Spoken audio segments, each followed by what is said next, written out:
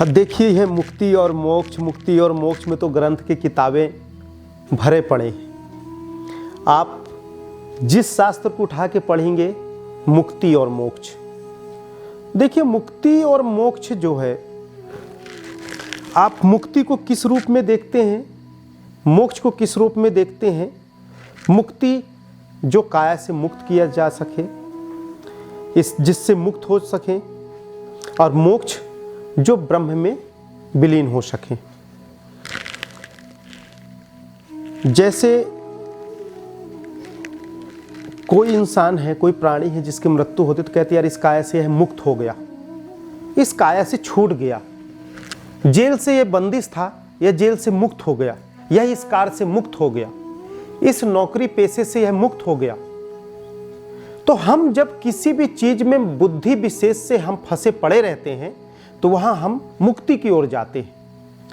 कब हम इससे मुक्त हो जाएं, कब इससे मुक्त हो जाएं, मतलब बुद्धि और इस काया और इस जीवन का कर्म जो हमारा फंसा रहता है तो हम उसे मुक्ति शब्द से संबोधित करते हैं। दूसरा, अध्यात्म शास्त्र में देखा जाए तो मुक्ति यह लिखा है कि हम इस काया से मुक्त होकर उस सच्चित आनंद में प्राप्ति करें, सच्चित आनंद की अनुभूति करें और इस भव सागर के विलासताओं की जिंदगी से मुक्त होकर हम उस ईश्वर की प्राप्ति कर लें।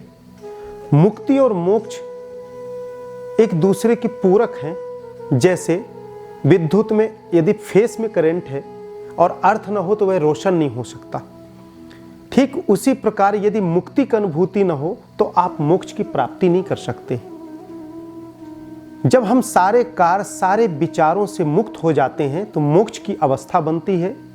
और मोक्ष की अवस्था के लिए जब हम उस ईश्वर में समाहित हो जाएं और दोबारा हम इस काया में जन्म न लें और इस ईश्वर में विलीन होकर उस ब्रह्म प्रकाश ऊर्जा में समाहित होकर आनंदित रहें और एक ज्योति प्रकाश पुंज में समाहित हो जाएं, तो इसे मोक्ष की उपमा दी गई है।